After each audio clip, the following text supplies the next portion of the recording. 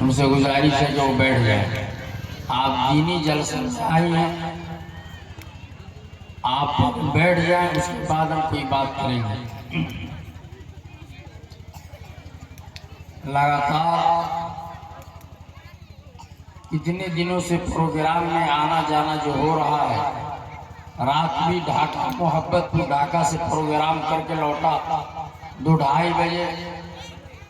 بارش کے اندر پکڑا گیا اور جس کی وجہ سے طبیعت بھی خراب ہے، لیکن آپ ماں بہنوں کی محبت میں اور اس مدرسہ کے ناظم قاری علاء الدین صاحب اور اسی طریقے سے ہمارے بہت ہی قریبی دوست مولانا کوثر صاحب مظاہری کی معیت اور ان کی صداقت کو نبھاتے ہوئے میں آپ کے سامنے آ گیا ہوں. آپ کی بھی ذمہ داری بنتی ہے کہ اسلامی ہونے کے ناطے اگر آپ عمر میں ہم سے کم ہیں تو یا تو آپ بیٹی لگیں گی، اگر ہم عمر ہیں تو آپ ہماری بہن ہیں، اور اگر ہم سے عمر میں بڑی ہیں تو آپ ہماری ماں کا درجہ رکھتی ہیں. لہذا آپ جس طریقے سے اپنے بال بچوں کو کچھ سنتے ہیں اور غور سے سنتے ہیں، اسی طریقے سے میں بھی آپ کا ایک چھوٹا سا بھائی، آپ کا ایک بیٹا آپ کے سامنے آیا ہوں بن کر کے. آپ کی بھی ذمہ داری بنتی ہے کہ آپ جتنی دیر آپ بیٹھیں، آپ اتنی دیر ہماری باتوں کو غور سے سنیں. شاید اس طرح کی بات اتنے جلسے اور جلوس میں آپ گئی ہوں گی، شاید آپ کو سننے کا موقع نہ ملے. آپ جو یہاں پر بیٹھ کر کے گپ شپ کر رہی ہیں، سامنے باتیں نہ کریں، بالکل غور سے سنیں. اس لیے کہ میری طبیعت بھی خراب ہے، شاید میں آدھا گھنٹہ بھی آپ کے سامنے حاضر نہ رہوں اور دعا کرا دوں. جتنی دیر رہوں گا میں کوشش کروں گا کہ آپ کے لائق اور آپ کے فائدے کی باتیں ہم کر سکیں. اگر آپ یکسوئی اور خاموشی کا مظاہرہ کریں تو میں بات کو شروع کروں. نحمدہ و نصلی علی رسولہ الکریم، اما بعد فاعوذ باللہ من الشیطان الرجیم، بسم اللہ الرحمن الرحیم. یا نساء النبی لستن کاحد من النساء ان اتقیتن فلا تخضعن بالقول فيطمع الذي في قلبه مرض وقلن قولا معروفا.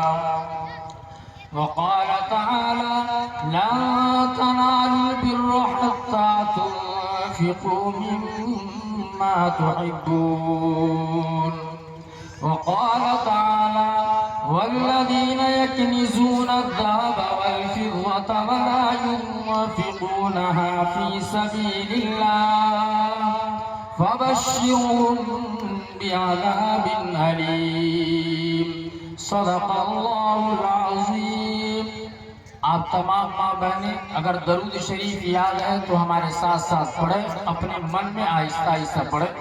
اللہم صلی علی محمد وعلی آل محمد کما صلیت علی ابراہیم وعلی آل ابراہیم انک حمید مجید. اللہم بارک علی محمد وعلی آل محمد کما بارکت علی ابراہیم وعلی آل ابراہیم انک حمید مجید. ہم اور آپ آج جو اس پروگرام میں شریک ہوئے ہیں، یہ مدرسہ امدادیہ اشرف البنات چین پور ڈھاکہ کا پروگرام ہے، اور تقریباً میں آیا ہوں مغرب کے وقت. اسی وقت سے بیٹھ کر کے کمرے میں مدرسہ حاضہ کی بچیوں کو سن رہا تھا. کسی کے قرآن کریم کی تلاوت کو سنا، کسی کی تقریر کو سنا، کسی کی نعت کو سنا. یہ سب کے سب آپ کی بچیاں ہیں، یہ قوم کی مستقبل ہیں، ان سے آنے والی نسلیں تیار ہوں گی. لہذا ان بچیوں نے جو پروگرام پیش کیا سن کر کے بہت ہی دل خوش ہوا، اور دل سے میں دعا دے رہا تھا کہ بانی مدرسہ قاری علاء الدین صاحب کو اللہ تعالیٰ اس کا بہتر بدلہ عطا فرمائے، اور اس ادارے کو اللہ ہر شرور و فتن سے محفوظ فرمائے، اور دین دگنی رات چوگنی ترقی عطا فرمائے.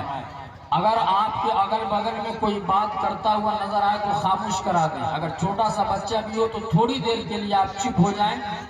میں اپنی بات کو آگے رکھتا ہوں کہ آپ ہی لوگوں کی طرح جو جلسے اور جلوس میں ہم اور آپ آئے دن جاتے ہیں اور بات کرنے میں مشغول ہو جاتے ہیں، باتوں پر دھیان نہیں دیتے کہ کیا باتیں ہوتی ہیں کیا باتیں نہیں ہوتی ہیں.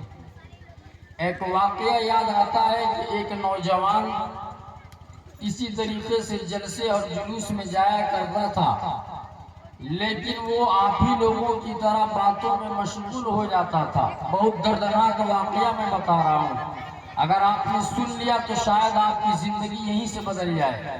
اور اس واقعہ کے اندر بہت سے پیغام اور ہماری آج کی تقریر کا پورا خلاصہ چھپا ہوا ہے.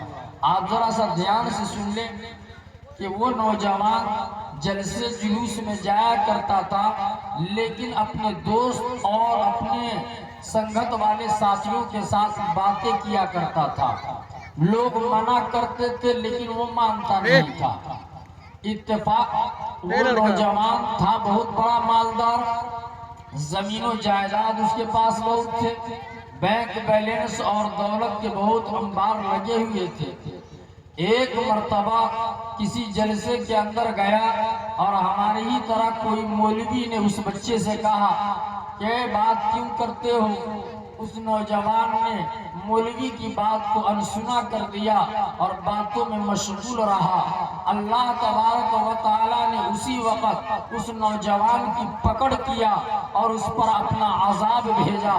اور وہ عذاب کیا تھا، اس کے ہونٹ کے اندر، اس کے منہ کے اندر ایک زخم نکلا اور وہ زخم اس قدر بڑھتا گیا اور درد دیتا گیا. جب وہ قریبی ڈاکٹروں سے مشورہ کیا، قریبی ڈاکٹر عاجز اور حیران ہو گئے کہ یہ علاج ہمارے بس کی بات نہیں ہے، آپ دلی چلے جائیں اور بڑے ہاسپٹل کے اندر آپ جا کر کے علاج کرائیں.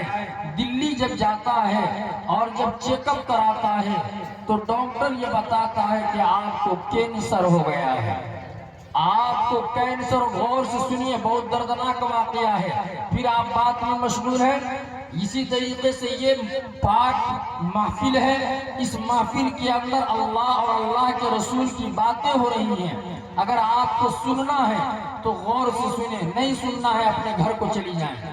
لیکن یہ دین کا مذاق نہ اڑائیں، اللہ اور رسول کی باتوں کا مذاق نہ اڑائیں. وہ نوجوان جب چیک اپ کرایا اور اس کو کینسر ثابت ہو گیا تو اس کی جو بیوی تھی، بیوی نے اپنے شوہر کو چھوڑ کر کے وہ اپنے میکے چلی گئی کہ اب اس کے جینے کا تو کوئی ٹھکانہ نہیں ہے، اس کو تو کینسر لائق ہو گیا ہے، اس سے ہماری ضرورت تو پوری ہوگی نہیں، اب ایسے مرد کو رکھ کر کے میں کیا کروں گی. لہذا بیوی نے مرد کو طلاق دے دیا.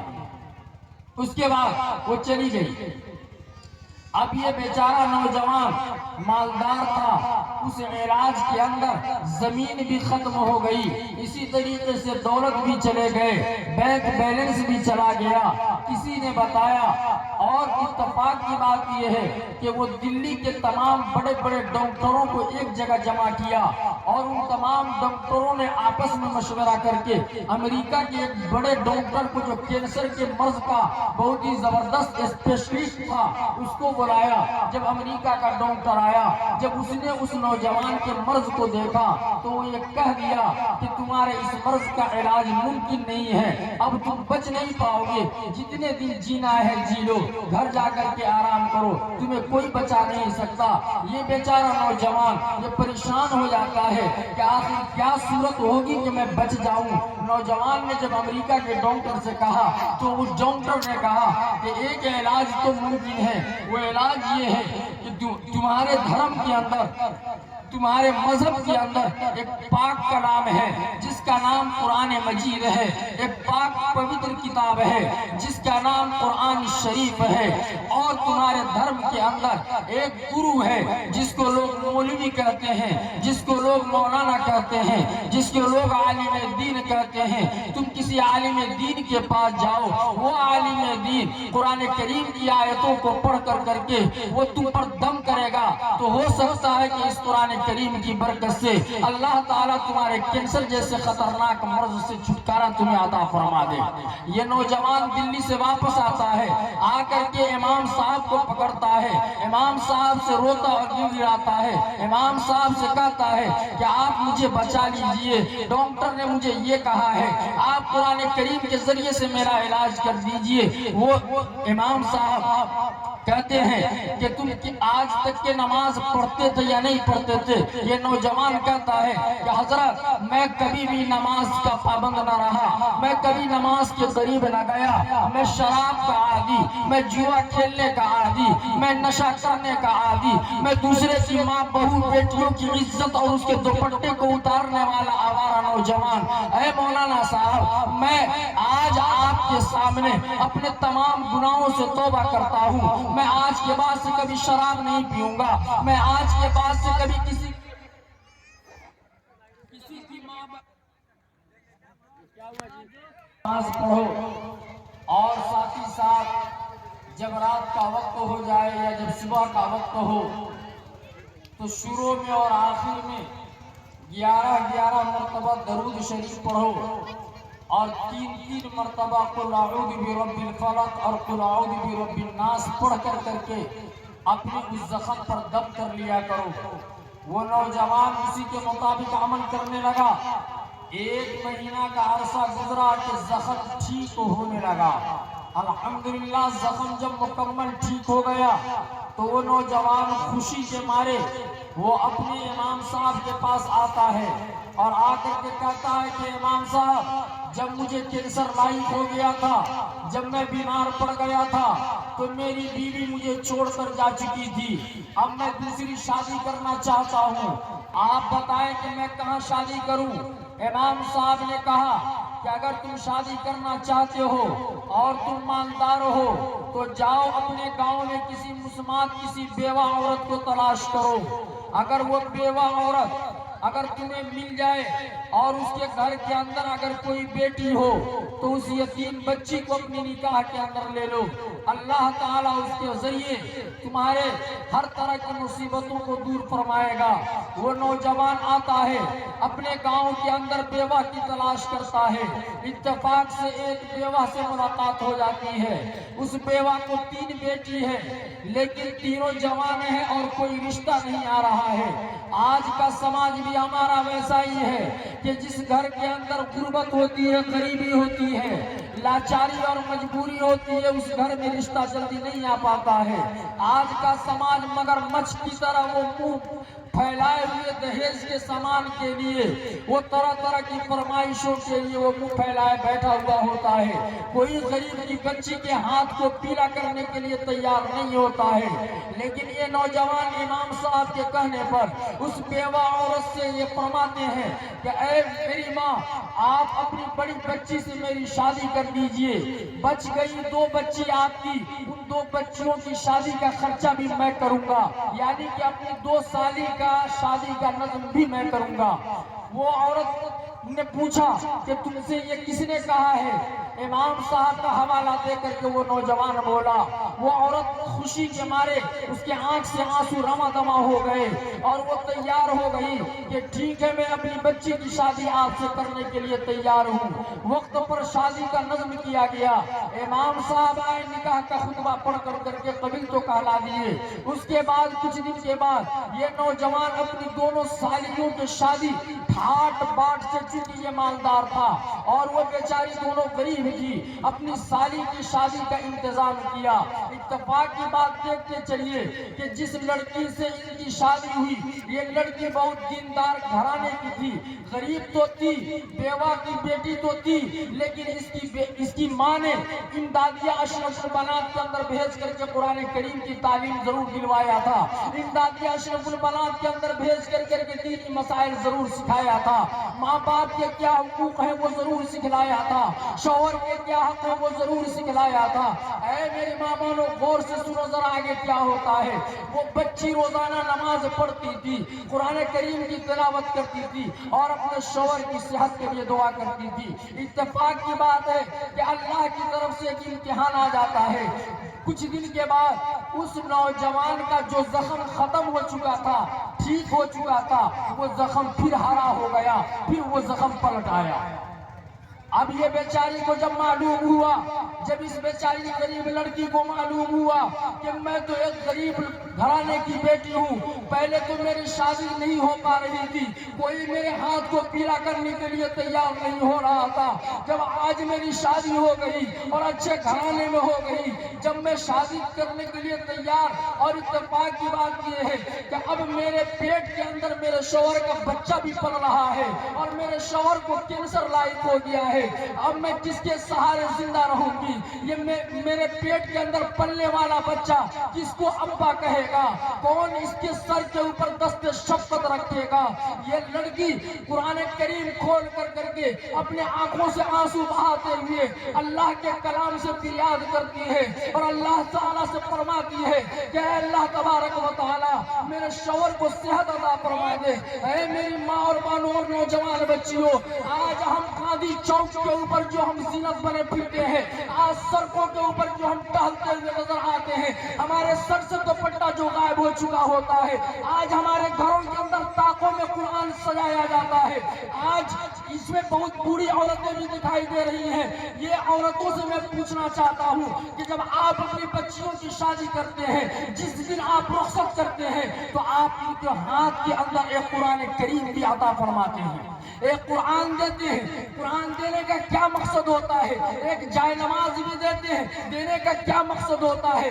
شاید وہی مقصد ہے جو میں سمجھتا ہوں کہ مقصد یہ ہوتا ہوگا کہ اے میری بچی, آج تیری عمر 18 سال کی ہو گئی, آج تیری عمر 20 سال کی ہو گئی, میں پہلے سال سے لے کر کے میں تجھے 9 مہینہ پیٹ کے اندر رکھ کر کے بوجھ کو اٹھا کر کے درد کو سہتے ہوئے روزانہ جھاڑو دیا کرتی تھی, تمہیں پیٹ کے اندر رکھ کر کے برتن ماجا کرتی تھی, تمہیں پیٹ کے اندر رکھ کر کے کھانا بنایا کرتی تھی, تمہیں پیٹ کے اندر رکھ کر کے میں کپڑے دھویا کرتی تھی. جب تم پیدا ہو گئی تو اے میری بچی, جب تم بستر کے اوپر پیشاب کر دیا کرتی تھی, راتوں کو میں گیلے بستر پر سو جاتی تھی, لیکن تمہیں کبھی گیلا بستر ہم نے نصیب نہیں ہونے دیا. اے میری بچی, اگر رات میں کبھی تمہاری طبیعت خراب ہو گئی تو میں نے اپنے آنکھوں کی نیند کو قربان کر دیا اور رات بھر تمہیں گود کے اندر پھپتی دے کر کے تمہارے لیے ہم نے صحت کا اور تمہارے دوا دارو میں نظم کام کرنے کا کام کیا. اے میری بچی, دھیرے دھیرے تم بڑی ہوتی گئی, تمہیں مکتب کے اندر ڈالا, مدرسے کے اندر ڈالا, تمہیں میں نے تعلیم دلایا, میں نے تمہیں اپنی طرف سے تربیت کی. اے میری بچی, آج تو جا رہی ہے, میں نے لاڈ اور پیار سے تمہیں پوسا اور پالا ہے, ہر نزاکت کا خیال کیا ہے, کبھی تمہیں جھاڑو دینے کا میں نے کام نہیں لیا تم سے, کبھی جھاڑو نہیں دینے دیا, کبھی تم سے ہم نے کپڑا صاف نہیں کروایا, کبھی تم سے ہم نے کھانا نہیں بنوایا, تم پڑھنے پر صرف دھیان دیتے رہی. اے میری بچی, آج تم دوسرے کے گھر میں جا رہی ہو, وہاں تمہارا شوہر جو ہوگا وہ اجنبی ہوگا, وہاں جو تمہارا سسر ہوگا وہ اجنبی ہوگا, وہاں جو تمہاری ساس ہوگی وہ اجنبیہ ہوگی, وہاں دیور جو ہوگا وہ اجنبی ہوگا. اے میری بچی, وہاں جو نند ہوگی وہ بھی اجنبیہ ہوگی, وہاں پر کوئی تمہارا ساتھی نہ ہوگا.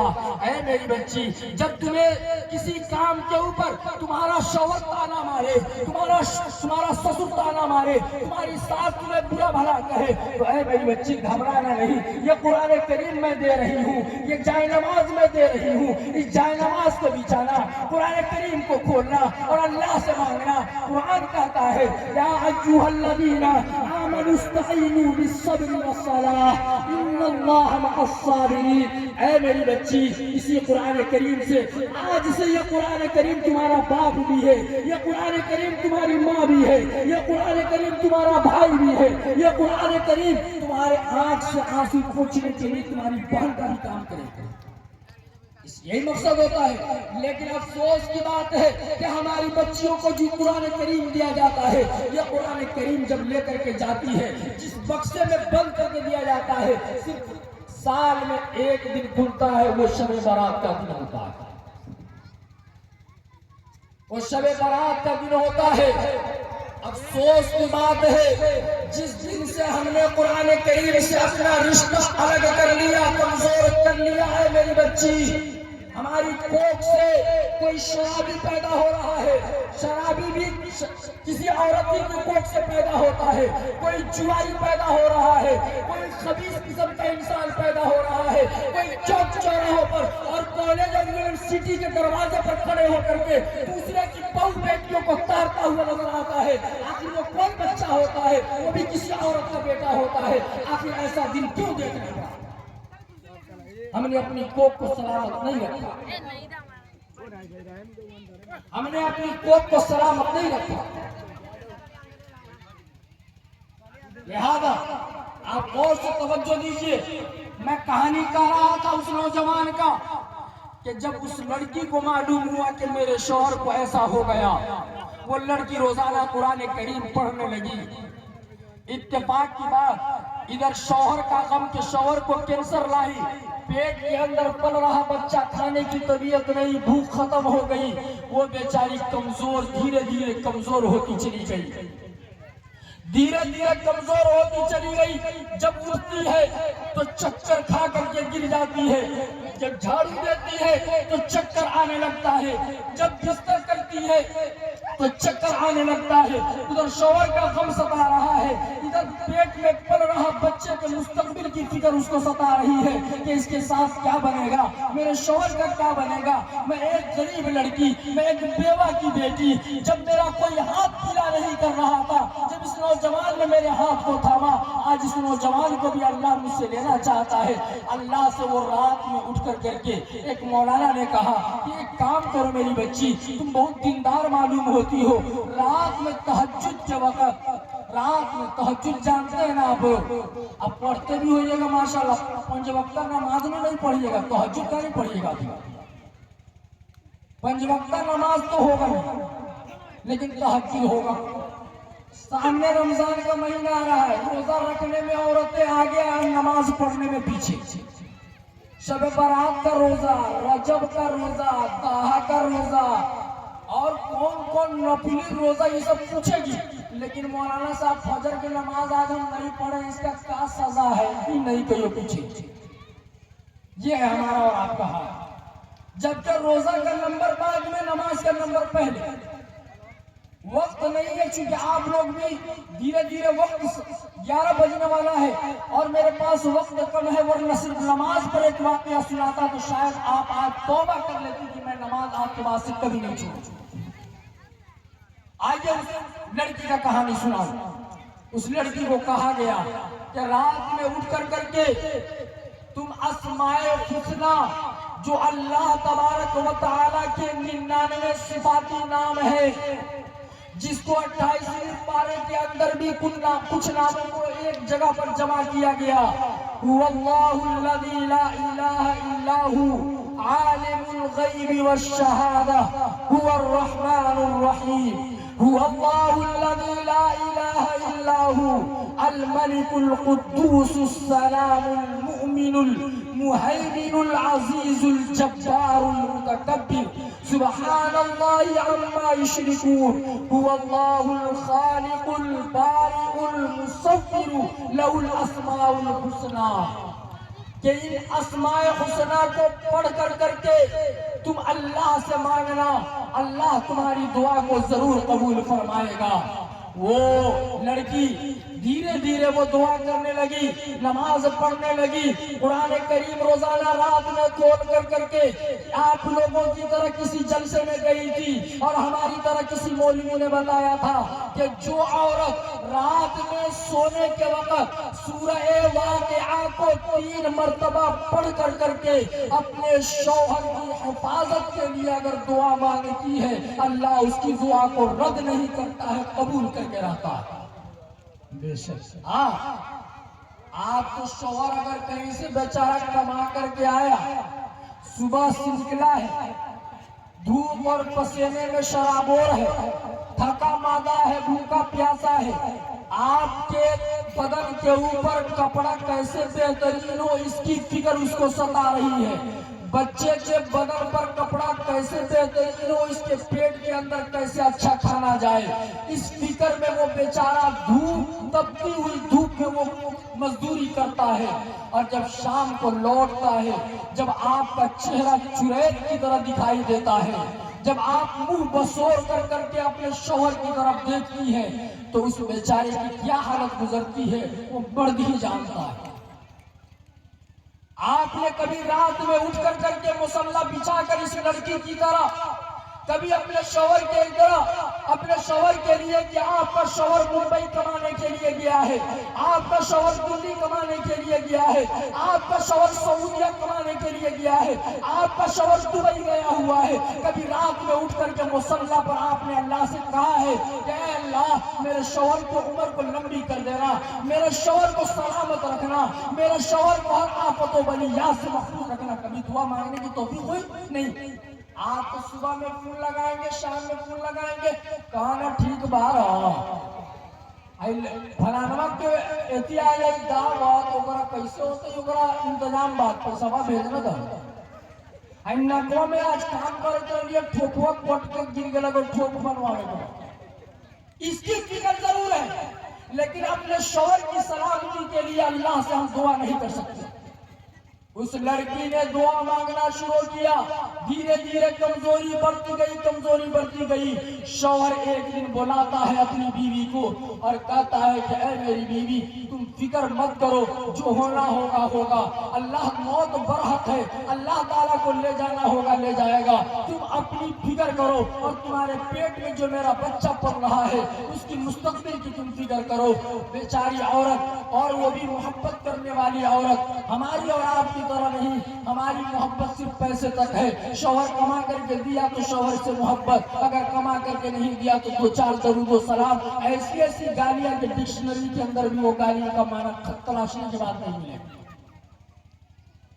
ऐसे ऐसे हम सोमो सलाह सुनाते हैं अपने शौहरों को। एक जगह झगड़ा हो रहा था मियां बीवी का आपस में, मोहल्ले की औरतें जमा हो गई, जैसे आजकल जमा हो जाता, हम भी देहात के रहने वाले जमा हो गए। सारी औरतों ने कहा कि जाकर घर में झगड़ा करिए, कार रोड पर ये सब काम कर रहे। वो औरत कहती है कि ठीक बात तो नहीं कि कहे पंचायत है, हम इस झगड़ा के अल्लाह पर छोड़ दो करें, अगर हमारा में गलती बा तो हम बेवा हो जाओ, हमारा में गलती बा तो हम उस्मात बन जाओ, और अगर हम मर्दा में गलती बा तो अल्लाह को उठा ले, यानी दोनों में मर्दे जाए कि बची। यही है आपकी मोहब्बत, यही तक है। लिहाजा मैं आपसे कहना चाहता हूं कि वो लड़की धीरे धीरे कमजोर होती गई। एक दिन वो कुरान करीम खोल करके रात में बैठी हुई थी और सूरह वाक़िया पढ़ करके अल्लाह से कही थी, और इतने में उस बेचारी को हैरानी होकर के और परेशानी होकर के उसको आंख लग गई। सोती है तो ऐसा महसूस होता है कि ख्वाब के अंदर कोई आदमी आता है और आकर के उसके सर के ऊपर हाथ रखता है और कहता है कि ऐ बच्ची घबरा मत, जा तेरा शौहर ठीक हो गया, जा तेरा शौहर ठीक हो गया।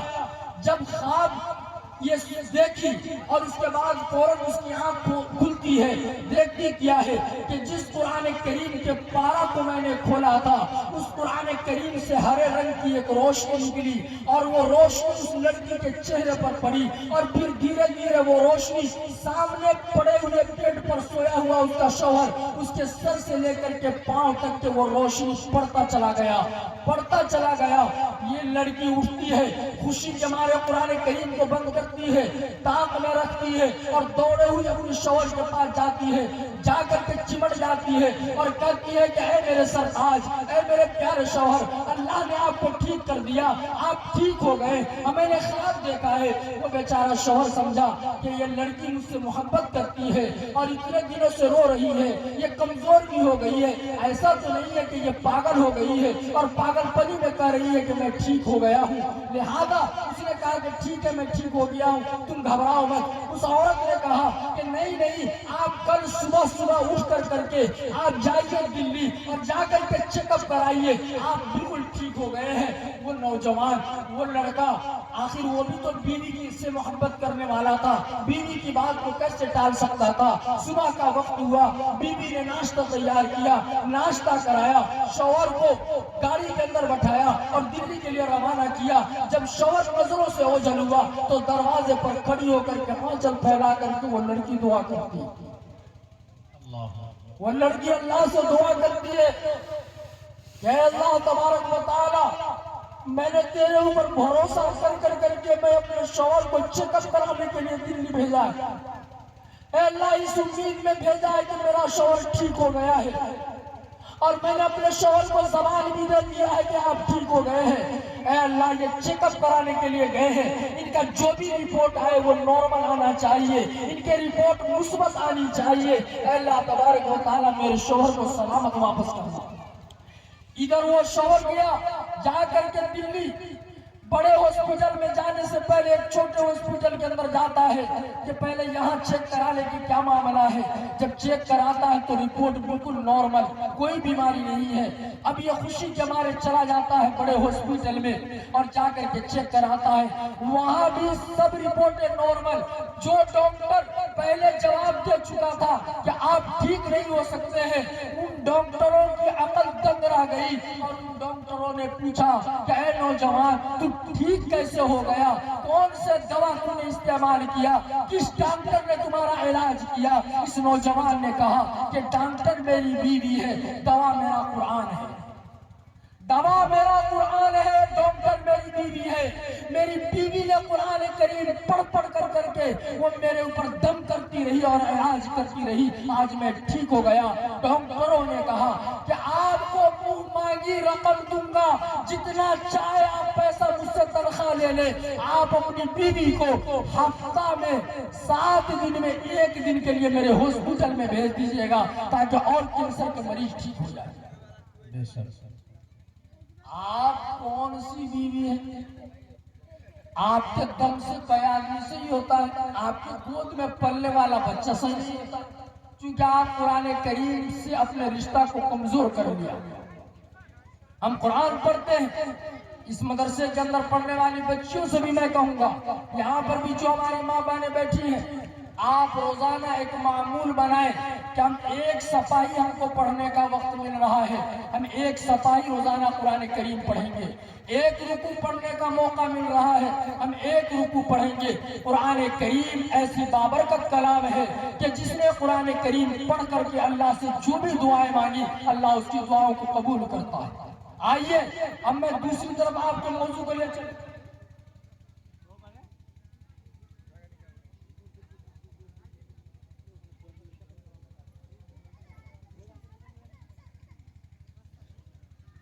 میں اسی قرآن کریم کے موضوع کو آگے بڑھاتے ہوئے لے جاؤں۔ الحمدللہ ابھی ناظم مدرسہ نے میرے کان کے اندر ایک بات کہی کہ اس مدرسہ حاضہ کی جتنے بھی بچیاں ہیں، خواہ وہ قرآن کریم پڑھ چکی ہے اور دوسری کتابوں کا علم حاصل کر رہی ہے یا وہ قرآن پڑھ رہی ہے، روزانہ فجر کی نماز کے بعد ایک آدھ رکوع جتنی توفیق ملتی ہے اتنا تلاوت کرنے کا اہتمام کرتی ہے۔ ہم اور آپ بھی ایسا کریں انشاءاللہ۔ اور آگے چلیے، اب قرآن کریم سے جب ہمارا رشتہ مضبوط ہو جائے گا تو آپ کو بتا دوں، آپ کو یہ قرآن جنت میں لے جائے گا۔ کیسے لے جائے گا اس پر بھی ایک واقعہ سنا دیتا ہوں، لیکن غور سے سننا پڑے گا۔ پاکستان کے اندر ایک بڑے بزرگ گزرے ہیں، خواجہ دوست محمد قریشی، 6 سال کی عمر ہے، چھوٹا سا بچہ۔ ایک دن باپ گھر پر تشریف لائے اور آ کر کے بیٹا کا ہاتھ پکڑا اور کہا کہ چلو امدادیہ اشرف بنا، تم کو میں داخلہ دلواؤں، تم کو دین کی تعلیم سیکھنی ہے، قرآن پڑھ کر کے قرآن کو یاد کرنا ہے، حافظ بننا ہے۔ ماں کی ممتا جاگ گئی، ماں کی محبت جاگ گئی۔ ماں نے کہا کہ میرا چھوٹا سا بچہ آج ہی میں اس عمر میں اپنی نظروں سے اوجھل کر دوں، مجھ سے برداشت نہ ہوگا۔ شوہر نے کہا کہ اے میری بیوی آج تم جدائی کو برداشت کر لو، آج تم بیٹے کی جدائی کو برداشت کر لو، اگر ہم زندہ رہے تو بیٹا وہ بن کر کے نکلے گا کہ اس کی بہار ہم دیکھیں گے، اور اگر مر گئے دونوں آدمی تو قبر کے اوپر قرآن کریم پڑھ کر کے جنت کے اندر پہنچانے کا کام یہ کرے گا۔ بیوی مان گئی، لے کر کے چلے گئے۔ جس مدرسے کے اندر گئے اس مدرسے کا نام تھا امدادیہ اشرف البنات چین پور ڈھاکہ۔ ناظم مدرسہ قاری علاء الدین سے ملاقات ہوئی۔ قاری علاء الدین نے کہا کہ ہمارے یہاں کوٹا پھول ہو چکا ہے، ہمارے پاس حیثیت نہیں ہے، ہمارے پاس طاقت نہیں ہے کہ آپ کے بچے کے کھانے پینے رہنے سہنے کا میں انتظام کر سکوں۔ ایک کام کروں گا، وہ ہے علم سکھانا۔ میں اس کو قرآن کی تعلیم دوں گا اور بچوں کو میں کھانا دیتا ہوں، لیکن آپ کے بچے کو کھانا میں نہیں دے پاؤں گا، میرے پاس گنجائش نہیں ہے، کھانے کا انتظام آپ خود کر لیجیے۔ اس خواجہ دوست محمد قریشی کے والد نے کہا کہ قاری علاء الدین صاحب مجھے منظور ہے، اور جب منظور کہا تو آسمان کی طرف نظر اٹھائی اور 12ویں پارہ کا پہلا لائن کھولا، وَمَا مِن دَابَّةٍ فِي الْأَرْضِ إِلَّا عَلَى اللَّهِ رِزْقُهَا، کہ اللہ نے پیدا کیا ہے دنیا کے اندر ساری مخلوقات کو تو اس کے روزی کا انتظام بھی وہی کرے گا۔ بیٹا کو چھوڑا اور چلا گیا باپ۔ باپ تھا رہنے والا کہاں کا؟ مادھوپور کا تھا۔ اب ڈھاکہ اور مادھوپور کی دوری کئی کلومیٹر کی۔ دوپہر کا وقت ہوا، صبح سے دوپہر تک کے بچہ پڑھا، دوپہر کا وقت ہوا، مطبخ کے اندر باورچی خانہ میں کھانے کی لائن لگی۔ امدادیہ اشرف البنات کی 80 بچیوں نے کھانا کھایا، لیکن یہ بیچارہ 6 سال کا بچہ یہ ٹکر ٹکر منہ سب تکتا رہا، کسی نے اس کو کھانا تک نہ کھلایا۔ یہ چھوٹا سا بچہ یہ بھوک کے مارے بلکنے لگا، رونے لگا، بھوک کو برداشت کیا۔ ظہر کی اذان ہوئی، نماز ادا کیا اور ظہر کے بعد پھر کلاس کے اندر بیٹھ گیا، پڑھنے لگا۔ جب عصر کا وقت ہوا تو چھوٹے سے بچے کو بھوک کتنی دیر برداشت ہوگی جو صبح سے ابھی تک کے بھوکا ہے، 4 بجے کا وقت ہو چکا ہے۔ قاری علاء الدین نے پڑھایا تو لیکن کھلایا نہیں۔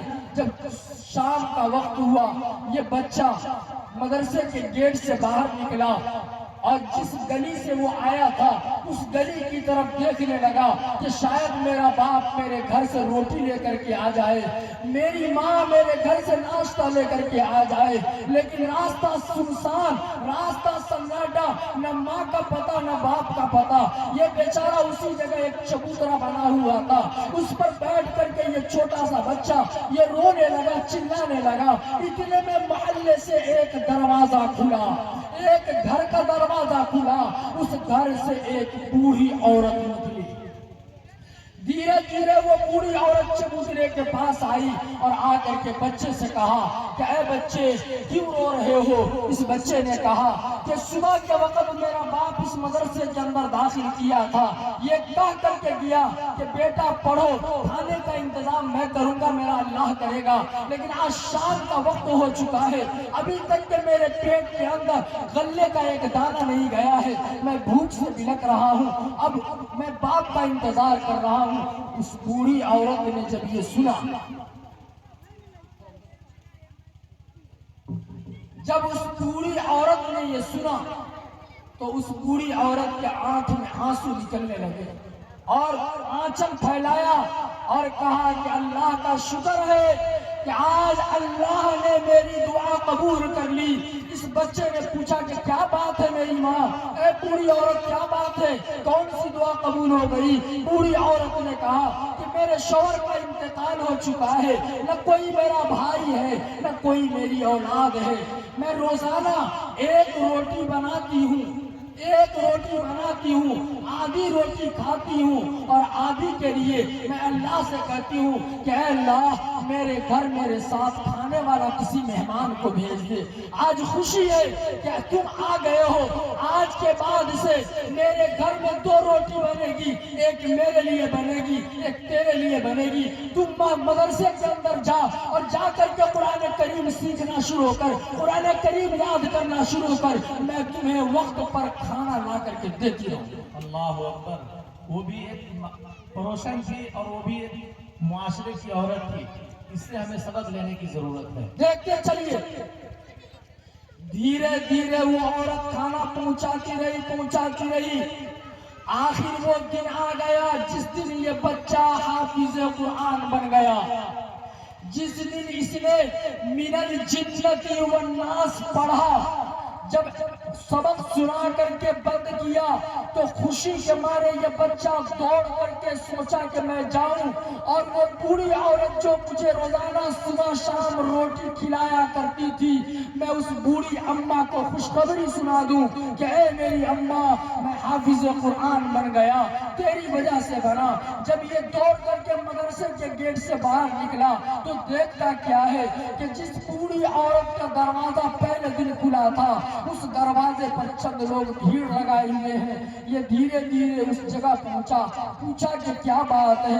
لوگوں کی آنکھوں سے آنسو رواں دواں ہو گئے اور لوگوں نے کہا کہ جو بوڑھی عورت تمہیں روزانہ روٹی کھلایا کرتی تھی, آج اس بوڑھی عورت کا انتقال ہو گیا. انا للہ و انا الیہ. آج اس بوڑھی عورت کا انتقال ہو گیا ہے. جب اتنا سنا یہ نوجوان بچہ جو حافظ قرآن جس بوڑھی عورت نے اس کو بنایا تھا, یہ چیخے مارنے لگا, دہاڑے مارنے لگا اور دیوار سے ٹیک لگا کر کے رونے لگا اور کہنے لگا کہ اے اللہ تبارک و تعالی, آج تو خوشخبری کا دن تھا. جو بوڑھی عورت میرے لیے روزانہ صبح شام روٹی کا انتظام کرتی تھی, آج تم نے اس کو مجھ سے لے لیا. کم سے کم میں خوشخبری سنا دیا ہوتا. الغرض تھوڑی دیر کے بعد کفن دفن کا انتظام کیا گیا. یہ بیچارہ روتا روتا اس بوڑھی عورت کے جنازے کو بھی پڑھا اور قبرستان جا کر کے اس کو قبر کے اندر اتار کر کے اس کے اوپر مٹی بھی ڈالا. منا خلقناکم وفیہا نعیدکم بھی پڑھا اور روتے ہوئے مدرسے کے اندر آ کر کے سو گیا. جب صبح کا وقت ہوا کل ہو کر کے تو اس مدرسہ کی گلی میں ایک اعلان کرنے والا اعلان کر رہا تھا. اس پر آپ دھیان دیں, اعلان کرنے والا اعلان کر رہا تھا کہ خوشخبری ہو, خوشخبری ہو, خوشخبری ہو اس عورت کے لیے جو اس عورت کا کل انتقال ہو گیا, کہ اس عورت کو میں نے جنت کے اندر دیکھا ہے, بہترین لباس میں دیکھا ہے اور بہترین مسند اور تکیے پر دیکھا ہے. بے شک. یہ نوجوان بچہ مدرسے میں اس اعلان کو سن لیا. یہ دوڑا ہوا اس اعلان کرنے والے کے پاس پہنچا, جا کر کے پوچھا کہ آپ نے کیا سنا ہے, آپ کیا خوشخبری سنا رہے ہیں. اس اعلان کرنے والے نے کہا, اے میرے بچے, جس بوڑھی عورت کے گھر سے تمہارے لیے روزانہ روٹی آیا کرتا تھا اور تو کھا کر کے حافظ قرآن بنا, میں نے دیکھا کہ کل تو اس کے میت کے اوپر رو رہا تھا, چیخ رہا تھا, اس کے جنازے میں بھی تو رو رہا تھا, اس کی قبر میں بھی تو رو رہا تھا. تو بھی روتا ہوا مدرسے میں آ گیا, میں بھی روتا ہوا گھر کو چلا گیا. میں رات میں جب سو گیا اور تو بھی سو گیا تو خواب کے اندر وہ بوڑھی عورت مجھے آئی اور وہ بوڑھی عورت شاندار لباس پہنے ہوئے ایک بہترین سونے کے تخت پر بیٹھی ہوئی وہ ہمارے سامنے آتی ہے. میں نے بوڑھی عورت سے پوچھا کہ اے میری ماں, تیرے ساتھ اللہ نے کیا معاملہ کیا, اللہ تعالیٰ نے کیا معاملہ کیا. اس بوڑھی عورت نے مجھے جواب دیا کہ اللہ نے اس ایک بچے کی وجہ سے جس کو میں حافظ قرآن بننے میں روزانہ روٹی کا انتظام کرتی تھی, اس ایک روٹی کی وجہ سے اللہ نے مجھے سارے گناہوں کو معاف کر دیا اور جنت میں یہ مقام عطا فرمایا. بے شک. کون ہے اس مجلس کے اندر ہماری ماں بہنیں جو امدادیہ اشرف البنات چین پور ڈھاکہ کے اندر پڑھنے والی بچی جو قرآن کریم سیکھتی ہے, اس کے لیے روٹی کا انتظام, اس کے رہنے کا انتظام, اس کے کھانے پینے کا انتظام, اس کے آرائش اور رہائش کا انتظام اپنے خرچ سے کر کے جنت کے اندر اعلیٰ لباس پہننا چاہتی ہے. اگر اب اس میں خرچ کے اندر آتا ہے مولانا آپ لوگ سوچ رہے ہوں گے کہ مولانا آپ نے کہا اور یہ بوڑھی عورت کا سبق سنایا، اس کا واقعہ سنایا، میرا دل کر رہا ہے کہ آج میرے جیب کے اندر جو کچھ بھی ہے میں سب آپ کے سامنے اجھیل دوں۔ تو میں آپ سے کہتا ہوں صبر کیجئے۔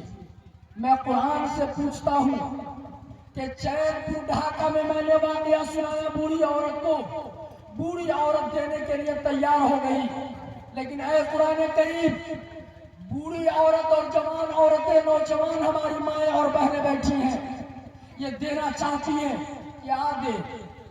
قرآن سے پوچھتے ہیں۔ ہماری بات آپ نہیں مانیے گا، قرآن کی بات تو مانیے گا نا، آخر قرآن کی بات بھی نہیں ماننا ہے، قرآن کی بات پانی بھائی سے قرآن سے پوچھتے ہیں تو چوتھا پارہ کا پہلا لائن،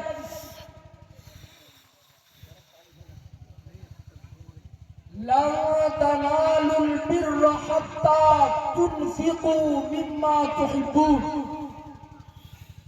قرآن کہتا ہے کہ جو چیز تمہارے نزدیک سب سے زیادہ پسندیدہ ہو، سب سے زیادہ محبوب ہو، اس چیز کو اللہ کے راستے میں خرچ کرو۔ اب عورتوں کے نزدیک سب سے زیادہ محبوب کون چیز ہے؟ ڈھیوا کرو نا، کپڑا لتا نا، کون چیز؟ دال بھات نا، کون چیز؟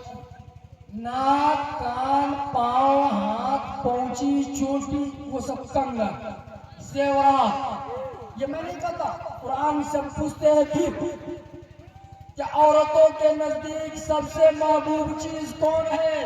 قرآن صاف لفظوں میں کہتا ہے الذین یکنزون الذہب والفضہ، سونا چاندی، اس کو آپ کو خرچ کرنا ہے۔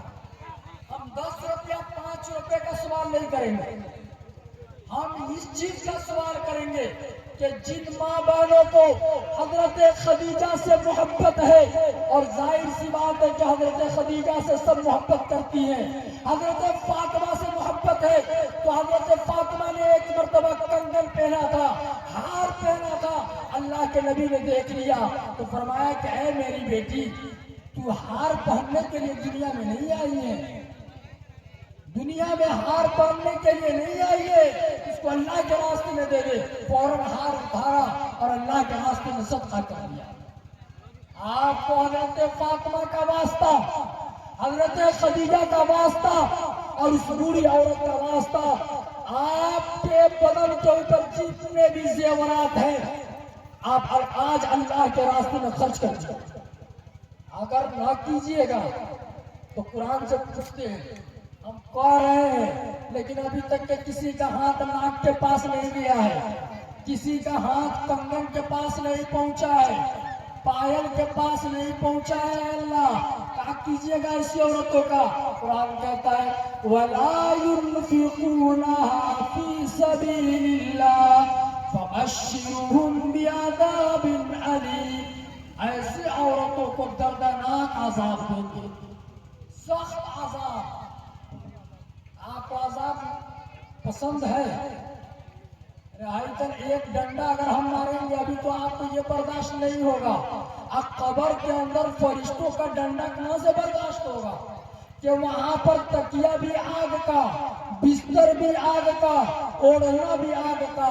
اگر آپ چاہتے ہیں کہ ہمارا قبر جنت کے باغوں میں سے ایک باغ بن جائے تو یہاں پر مدرسے کے بچے کو بھی ذرا سا مجلس کے اندر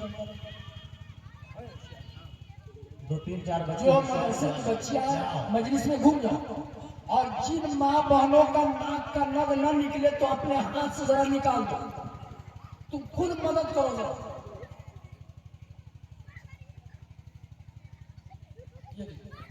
ایک لطیفہ سنا تھا، ایک بادشاہ تھا، ایک بادشاہ، اس نے دربار میں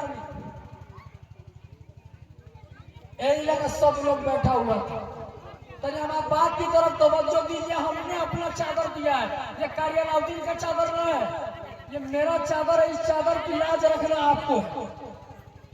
جیب میں جو کچھ ہے 1 روپیہ بھی لے کر نہیں جانا ہے، ناک کان سب کو خالی کر دیجیے۔ बस आगे सुनिए, लतीफा सुनते रहिए, देते रहिए। अगर किसी का नाक का नग न खुले तो कैंची मंगा लीजिए, काजल साहब, काटना भी पड़ेगा। हाँ, तो सुनते चलिए कि बादशाह ने दरबारियों से सवाल किया।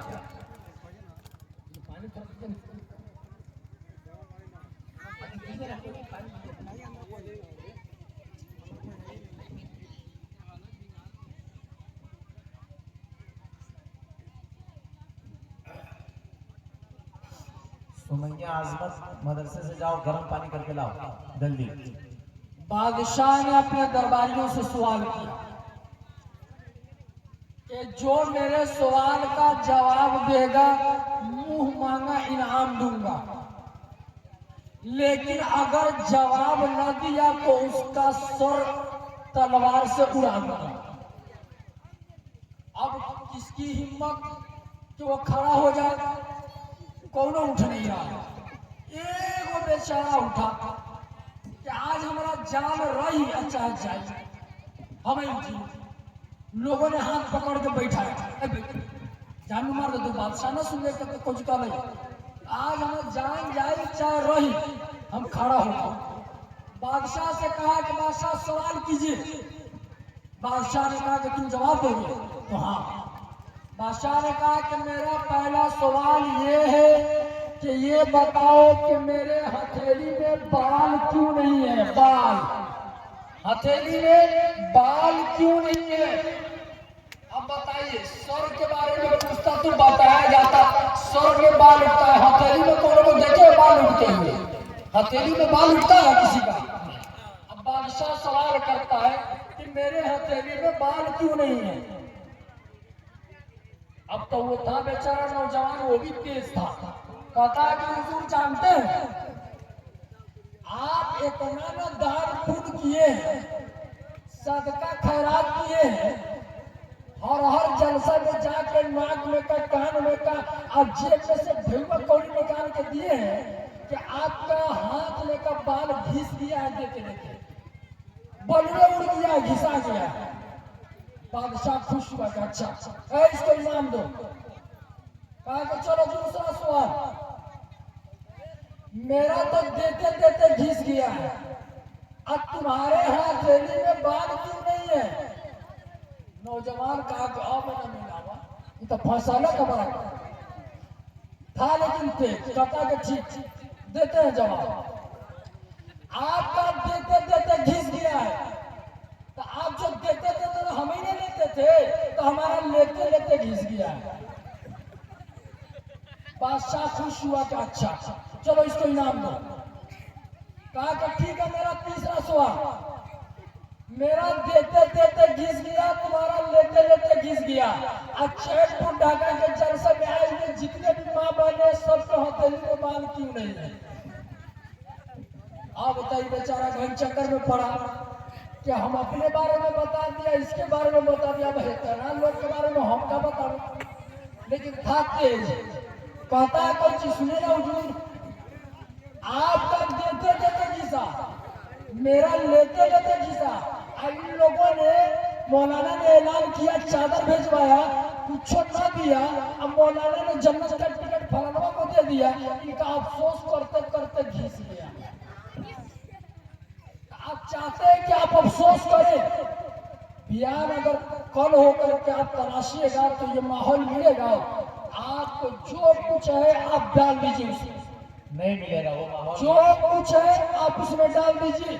अल्लाह की बरकत और रहमत बरस रही है, लेना आपको है। अगर आप लेने के लिए आई है तो आप डाल दीजिए। इसी तरीके से एक वाकया और मुझे याद आता है, आप सुनना पसंद करेंगे बंद कर दें, इसलिए कि हमारी भी तबीयत ठीक नहीं है। मैं 10 मिनट के लिए बैठा था, 1 घंटा हो चुका है। हाथ उठा करके बताइए, सुनने में हाथ ना उठाए, हाथ ना उठाए, मुंह रोमा डोला। हाँ,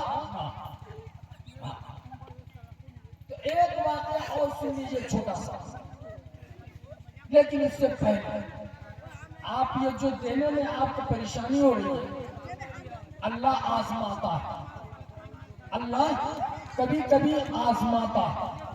जैसे एक हंसने वाला लतीफा आप उस पर सुना, ایک آدمی نماز نہیں پڑھتا تھا، مولانا نے خوب سمجھایا، مولانا نے خوب سمجھایا، وہ مان گیا۔ پوچھتا ہے کہ اچھا ہم نماز آج کے بعد سے پڑھیں گے، نماز پڑھنے سے ہم کو فائدہ کچھ ملے گا؟ نماز پڑھنے سے ہم کو فائدہ کیا ملے گا؟ مولانا نے کہا کہ جو بھینس تمہاری آج 5 کلو دودھ کر رہی ہے، کل ہو کر کے وہ 10 کلو کرے گی، اللہ برکت دے گا۔ اور اس نوجوان کے پاس 10 گو بھینس تھا۔ جب یہ سنا تو دودھ کے بڑھوتری کے لالچ میں کہا کہ ٹھیک ہے بھیا، فجر کی نماز سے ہم شروع کر دیں نماز۔ فجر کی اذان دیا مؤذن نے، یہ فوراً اٹھا اور چلا گیا امام صاحب کے ساتھ نماز پڑھنے، کہ تاکہ ہمارا بھینس کے دودھ میں برکت ہو جائے، 5 کے بجائے 10 کلو ہو جائے۔ جب فجر کی نماز پڑھا، آپ پڑھ کر کے جیسے گھر لوٹا تو اس کی ایک بھینس مر چکی تھی۔ ایگو نماز پڑھ لی، ایگو بھینس تو پڑ گئی، اب کا ہوا؟ دوڑا وہ امام صاحب کے پاس پہنچا کہ وہ امام صاحب تو تک کہنا کہ 5 کلو کے بجائے 10 کلو دودھ میں برکت ہوئی، یہ کون برکت با کہ بھینس میں تو پڑ گئی؟ امام صاحب نے کہا کہ بروبک ہے، اللہ تعالیٰ کبھی کبھی امتحان دے کر آزماتا ہے، تم صبر کرو۔ کہا کہ ٹھیک بات۔ ظہر کا وقت ہوا، اذان ہوئی، یہ بھی بیچارہ وضو وغیرہ کیا اور نماز کے لیے چلا گیا۔ ظہر کی نماز پڑھ کر کے گھر آیا، پہلے دوسری بھینس کی ٹپک گئی۔ اب کوئی بیچارہ پریشان دوڑا ہوا پھر امام صاحب، وہ امام صاحب قابل ہو، یہ برکت کے بجائے تو زحمت بن گئی نماز ہمارا۔ فجر پڑھ لی تو ایک بار، ظہر پڑھ لی تو دوسر کا بھینس۔ امام صاحب نے خوب سمجھایا بجھایا، صبر کرنی چاہیے، اللہ امتحان لے گا، جب تم اس پر عمل کر لو گے تو اللہ برکت دے گا۔ کہا کہ ٹھیک۔ عصر کی اذان ہوئی، اس نے وضو کیا اور عصر کی نماز امام صاحب کے ساتھ ادا کی۔ عصر کی نماز پڑھا اور پڑھ کر کے جب وہ گھر، آپ ادھر توجہ دیجیے نا، مانگنے والی ادھر مانگتے رہے، آپ ادھر توجہ دیجیے۔ عصر کی نماز پڑھ کے جب وہ گھر لوٹا تو اس کی تیسری بھینس مر گئی۔ اب یہ کہا، اب یہ بیچارہ پریشان، تو جو بھینس مری تھی اس کا ایک بچہ بھی تھا جس کو ہم لوگ پرلو کہتے ہیں۔ اب جس کی ماں مر جائے تو بچہ تو روئے گا ہی، وہ بچوا رونے لگا تو کہتا کوچی ہے، کہتا نا 3 گو نماز پڑھ لیے، 3 گو بھینس کے موئے لے گئے، تورا نا 2 رکعت نفل پڑھم تو پکڑ جائے، 2 رکعت نفل پڑھم وہی بھی تو پکڑ جائے، زیادہ روہ ہوا نا دماغ خراب ہے۔ تو یہی ہے ہمارا اور آپ کا حال۔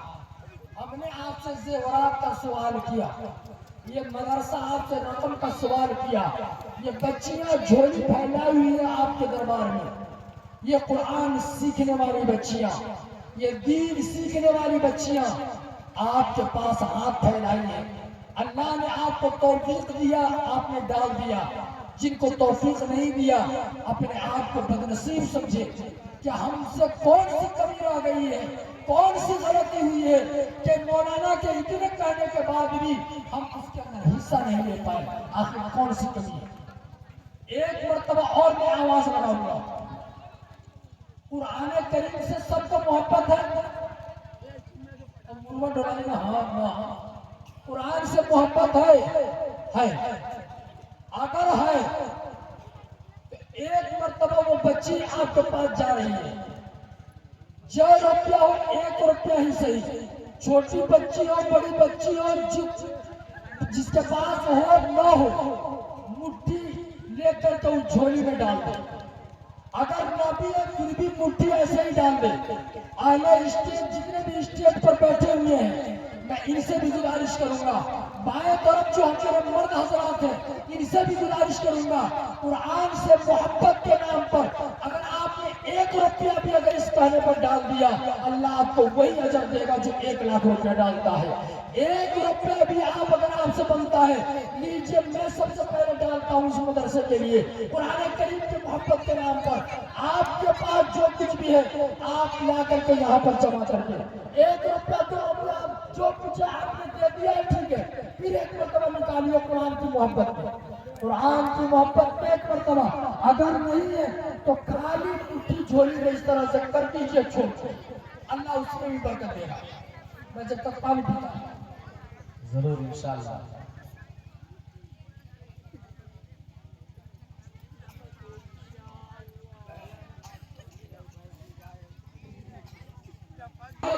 जो कुछ जिनसे बन पड़ा उन्होंने डाला, जिनसे नहीं बन पड़ा खाली मुट्ठी डाल दिया। ऐ अल्लाह तबारक व तआला उन खाली मुट्ठी की भी लाज रखते हुए जन्नत में दाखिला आसान फरमा दे। आमीन आमीन आमीन।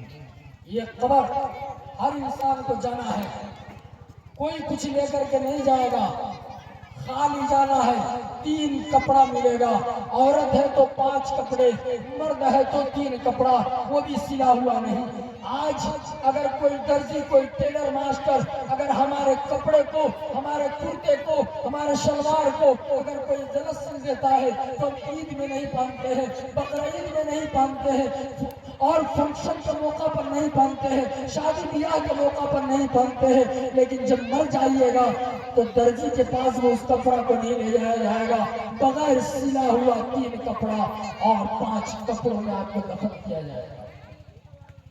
और ऐसा कपड़ा आज हम कहते हैं 1000-2000 रुपए का सूट खरीद करके लाती है, ये कपड़ा मुझे पसंद नहीं है, इससे भी स्टैंडर्ड क्वालिटी होना चाहिए। वहां पर मरने के बाद ऐसा कपड़ा जिससे मारी झलकता हुआ होगा, लड्ढे का कपड़ा होगा, जिसको पसंद नहीं किया जाएगा, उस कपड़े के अंदर आपको दफन किया जाएगा। आज घर के अंदर बत्ती चली जाती है, बिजली खत्म हो जाती है तो अंधेरे में दम घुटता है कि कैसे हम रहेंगे इस घर के अंदर। फौरन हम मोबाइल टर्च जला लेते हैं, कोई रोशनी का इंतजाम कर लेते हैं। कब्र के बारे में सोचिए कि वहाँ कोई रोशनदान भी नहीं होगा, कोई सुराग भी नहीं होगा, बल्कि मनो मिट्टी के अंदर आप दफन होंगे। कैसे हमारा आप वहाँ रहेंगे? आज यारों तो बैठो, कैसे हम रहेंगे? आज हम कहते हैं कि गुदरी पर नहीं सोएंगे, पीठ के अंदर दर्द हो जाता है, इस चौकी पर नहीं सोएंगे, कमर के अंदर तकलीफ हो जाती है, मुझे मेरे लिए मोटा गद्दा ला दो, नरम गद्दा ला दो।